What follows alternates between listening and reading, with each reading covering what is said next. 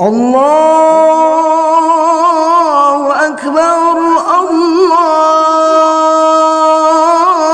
Akbar, Allahu Akbar. La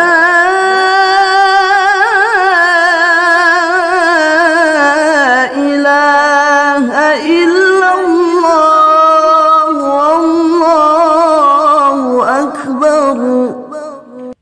Allahu Akbar walillahi.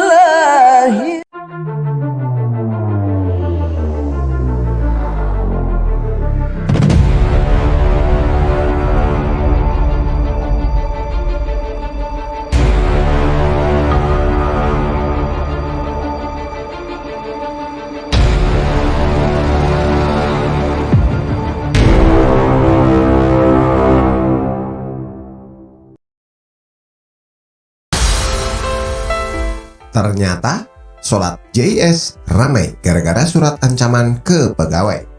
Tabiat rasis tak berubah. Ditulis oleh Manuel. Tabiat rasis tidak berubah dari dulu sampai sekarang.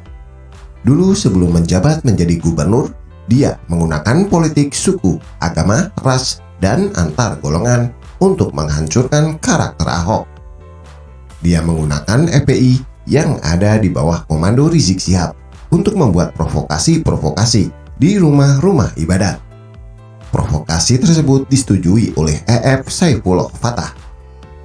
Melawan akal sehat dengan cara menggunakan politik identitas untuk memenangkan gubernur yang sebenarnya adalah orang keturunan juga. Ahok dikatakan orang kafir yang halal darahnya untuk ditumpahkan. Dan sebagai pasangan yang didukung, Gubernur diam dan tidak berani bicara apapun karena dia sejujurnya kelihatannya menikmati akan identitas yang menjadi titik lemah dari Basuki Cahayapurnama pada saat itu. Akhirnya dia harus menang secara tidak terhormat dan secara main kotor. Caranya betul-betul merusak demokrasi dan sistem negara ini. Meskipun skalanya adalah DKI Jakarta, namun pengaruhnya secara nasional dan melihat ke belakang, orang-orang yang menang di bagian barat Indonesia adalah orang-orang yang didukung oleh kaum radikal.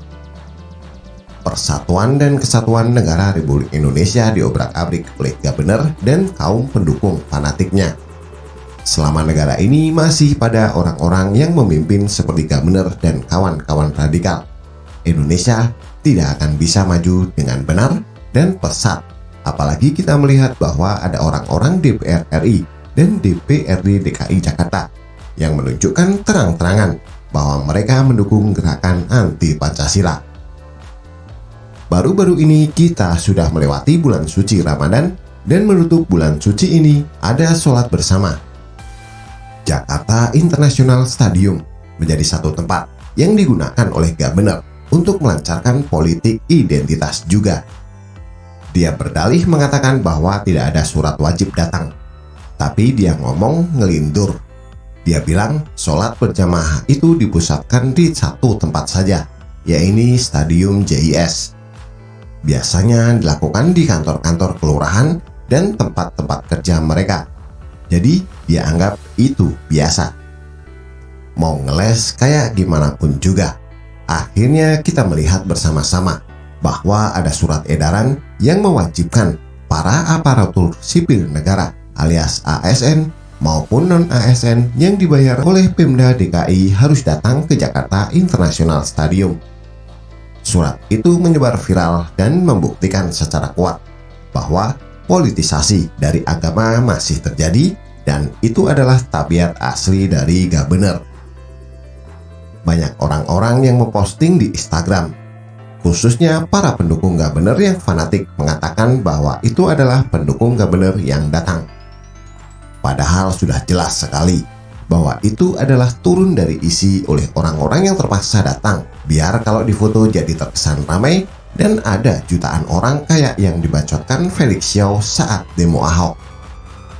Kalau mereka sudah ada surat edaran, artinya ketika melanggar pasti ada sanksi. Padahal mereka bisa melakukan sholat di masjid sendiri yang dekat rumah bersama keluarga tercinta. Sebenarnya mereka bisa menjadi orang-orang yang sholat di tempatnya sendiri untuk menikmati kampung halaman mereka. Tapi mereka harus taat dan patuh kepada pemerintah demi kelangsungan jabatan mereka. Keberlangsungan jabatan mereka pada akhirnya harus mereka utamakan ketimbang ketidaksukaan mereka kepada gubernur. Saya mendapat info bahwa hari-hari menjelang sholat Id di Jakarta International Stadium akan sangat sepi kalau tidak ada surat edaran tersebut. Jadi sudah sangat jelas bahwa hal ini bisa menjadi permainan politik identitas yang menunjukkan bahwa gubernur masih tidak berubah. Padahal dia sudah berkuasa di DKI Jakarta dengan cara kotor, dan dia harusnya tahu bahwa itu adalah cara kotor. Tapi dia tetap melakukan itu demi ingin menghancurkan citra Presiden Joko Widodo. Saya kira hal ini menjadi sebuah tanda jelas bahwa mereka kaum radikal harus segera disingkirkan. Saya tidak akan menggunakan politik identitas seperti mengatakan gubernur ini adalah Yaman. Meskipun secara garis keturunan, iya, dia bukan orang asli Indonesia. Tapi saya kira mentalitas seperti itu yang memang sedang digembar-gemborkan sehingga menunjukkan bahwa kaum dari Timur Tengah sana memiliki kasta yang lebih tinggi dibandingkan dengan orang suku di sini. Semoga saja video ini bisa membukakan mata para rakyat Indonesia agar 2024 kita selamat dan nggak terpengaruh sama kaum radikal yang dikuasai oleh mereka yang pasti akan menghancurkan negara ini. Kalau kata Bang Nabi, waspadalah. Begitulah, waspadalah.